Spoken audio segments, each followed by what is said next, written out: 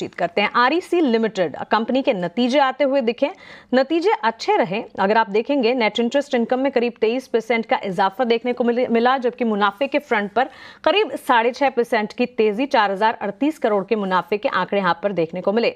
Net interest margin 3.6% के levels पर ही intact रहते हुए दिखे।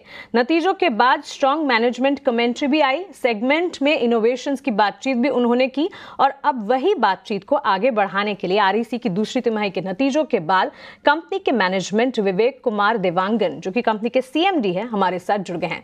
विवेक जी, बहुत स्वागत है आपका 18 हाउस स्वदेश पर। अपना समय देने के लिए आपका शुक्रिया। सबसे पहले नतीजों पर आपकी राय, किस तरह से देख रहे हैं अपनी कंपनी के दूसरी तिमाही के नतीजे और कितना डिसबर्समेंट ग्रोथ यहां पर देखने को मिला? ओवरऑल कैसे देख रहे हैं सेंटिमेंट्स आपके नंबर्स के बाद? Q2 के रिजल्ट हमारे लिए बहुत अच्छे साबित हुए हैं। अब तक का सबसे ज्यादा हमें इनकम हमें Q2 में प्राप्त हुआ है। हमारा रेवेन्यू फ्रॉम ऑपरेशन जो है वो 17% से बढ़ गया है और नेट इंटरेस्ट इनकम में 22% की बढ़ोतरी हुई है, जो कि 4091 करोड़ से बढ़कर ये 5012 करोड़ हो गया है। और Q2 में हमारा डिसबर्समेंट 41,598 करोड़ से बढ़कर ये 43,303 करोड़ हो गया है। और विशेषकर रिन्यूएबल एनर्जी सेक्टर में बहुत अच्छी बढ़ोतरी हुई है। हमारा डिसबर्समेंट जो रिन्यूएबल एनर्जी क्षेत्र में है वो उसमें 38% की बढ़ोतरी हुई है, 4,309 करोड़ से बढ़कर ये 5,946 करोड़। ऑलराइट, नमस्कार विवेक जी, मैं सृष्टि बात कर रही हूँ। तो हमने आपसे कुछ इंटरनल ज़रूर समझे, पर विवेक जी जब मैं आपके नंबर्स देख रही थी तो वहाँ पे थोड़े आपके एनएनपीए जो नंबर्स हैं वो बढ़ते हुए दिखे। उसके बारे में आपका क्या कहना है और साथ ही इस तिमाही की एनआईएम्स किस तरीके से देखने को मिली और आगे के लिए क्या आउटलुक है? देखिए, Q2 में हमारे मार्जिन बहुत अच्छे हुए हैं। स्प्रेड हमारा 23 बेसिस पॉइंट बढ़ गया, 2.73% बढ़ के 2.96% हो गया है। नेट इंटरेस्ट मार्जिन में भी 23 बेसिस पॉइंट की बढ़ोतरी हुई है, 3.41% बढ़कर ये 3.64% हो गया है। यदि हम Q2 का कंपैरिजन करें पिछले वर्ष में, तो नेट एनपीए पिछले Q2 जो FY 2024 में उसमें 0.96% था, अब इस Q2 में नेट एनपीए घट के 0.88% हो गया।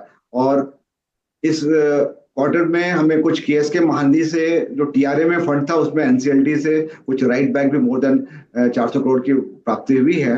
गोइंग फॉरवर्ड जो है हमारा H2 में second half of this financial year में हमें काफी अच्छे रिजोल्यूशन की उम्मीद है। केएसके महानदी में, सिंधर पावर प्रोजेक्ट नासिक में और हमारा किरणमयी प्रोजेक्ट है, ये 3 प्रोजेक्ट से हमें 100% से ज्यादा रिकवरी होने की संभावना है। कुल हमारा राइट बैक जो है 1500 करोड़ से ज्यादा होगा Q3 Q4 मिला के।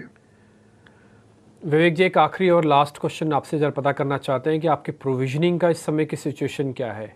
प्रोविजनिंग कितनी कर रहे हैं? और हम ये बात जानना चाहेंगे कि क्या आपके आगे चल के एनपीएस बढ़ेंगे या नहीं? एनपीए नहीं थे उसमें, जैसे आंध्र प्रदेश की यूटिलिटीज जो है वो 30 दिन में अपना ओवरड्यूज का भुगतान करने में जाए, वो 30 से 60 दिन में करे थे। तो हमें जो स्पेशल मेंशन अकाउंट 1 से वो स्पेशल मेंशन अकाउंट नंबर 2 पे शिफ्ट हो गए थे, तो उसके लिए हमें थोड़ा ईसीएल की प्रोविजनिंग ज्यादा करनी पड़ी थी। परंतु मैंने देखा कि अक्टूबर माह में काफी स्थिति में सुधार हुआ है। आंध्र प्रदेश की यूटिलिटीज की फाइनेंशियल वित्तीय स्थिति में काफी सुधार हुआ है और मेरा मानना है कि नवंबर के अंत तक आंध्र प्रदेश वो स्टैंडर्ड एसेट में आ जाएंगे, वो SMA 2 से SMA 1 में शिफ्ट हो जाएंगे, तो हमारा ईसीएल प्रोविजनिंग फिर से वापस हो जाएगा। एब्सोल्युटली। साथ ही ताज़ा जो कंपनी ने 0 कूपन बॉन्ड्स इशू किए हैं विवेक जी, उसे शानदार प्रतिसाद मिला है। देखें तो ऑलमोस्ट 34 टाइम्स ये सब्सक्राइब होता हुआ दिखा on the base price of 1000 crore. Also ये पहली दफ़ा है 2011 के बाद जबकि कंपनी ने इस तरह के कूपन, इस तरह के बॉन्ड्स इशू किए हैं। तो इस वक्त ही इस तरह के कूपन्स को लाने के पीछे की वजह और किस तरह से देख रहे हैं इस शानदार रिस्पांस को आप, और क्या आगे भी इस तरह की चीज़ें, इस तरह के इनोवेशंस देखेंगे हम? तो देखिए, आरईसी का प्रयास रहता है कि हम लोग जो बोरोइंग करते हैं, इस साल हमें लगभग 1,60,000 करोड़ की बोरोइंग करनी है, तो हम एक डाइवर्सिफाइड पोर्टफोलियो रखना चाहते हैं। तो हमारे 40% जो हम लोग बोरोइंग करते हैं वो कॉर्पोरेट बॉन्ड से आता है, लगभग 18% बैंक से टर्म लोन के रूप में हम डोमेस्टिक मार्केट से उठाते हैं, लगभग 30% हम फॉरेन करेंसी बोरोइंग करते हैं। इसी दिशा में हमने central board of direct taxes से अप्रूवल लिया था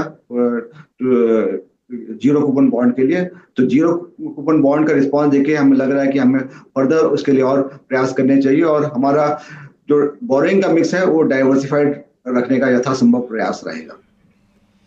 ऑलराइट, इसी के साथ आपका बहुत बहुत शुक्रिया करना चाहेंगे विवेक जी, आज आपने समय निकाला और साथ ही नतीजों पे ना ही सिर्फ हमें बताया कि कैसे रहे इंटरनल, साथ ही आगे का आउटलुक कैसे देखें आरईसी के लिए, वो भी विस्तार से हमने आपसे समझा। बहुत बहुत शुक्रिया आपका।